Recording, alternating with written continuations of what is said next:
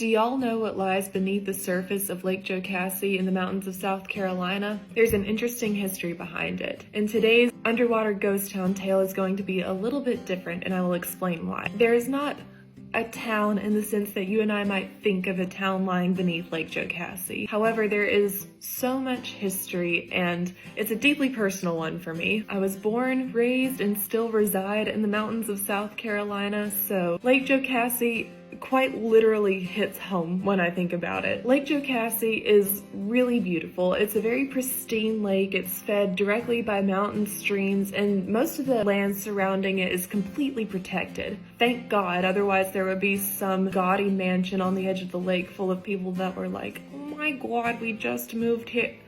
That is a rant for another time. There are a few homes on the lake, but there's less than 50, and they were grandfathered in before the construction of the lake. The only easy way to access the lake is through Devil's Fork State Park in Oconee County. Duke Energy completed the construction of Lake Jocassee in 1973, so really not that long ago. It was created for hydroelectric power and flood control, and it's part of the Kiwi-Toxaway Hydroelectric Project. Jocassee is also known for its supremely clear waters because it's fed directly by mountain streams. It's a really popular spot for scuba divers. In most spots, they can see up to 15 feet, but in spots where it's really clear, they can see up to 50 feet. And now they are the only people today who get to bear witness with their own eyes to what was lost beneath the surface of Lake Jocassee, which is the Jocassee Valley. Most man-made structures were demolished before the lake was constructed, but there is one that stands at the bottom of the lake to this day called the Appalachia Lodge. The lodge operated as a bed and breakfast until about the 1960s before it was closed to the public, and the Appalachia Lodge resisted the crushing fate of the bulldozers from Duke Energy because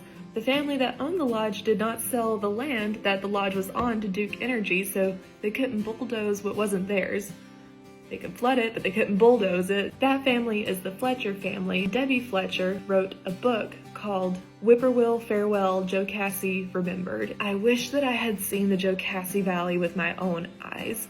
I feel like I have this weird feeling that I missed something that I've never even seen, but it looked so beautiful. I wish that, I don't know, I just wish that I could have seen it. And like I said, Lake Jocassee is a personal one for me, and it's the one that kind of inspired this series to begin with. If this kind of thing interests you, follow along for more.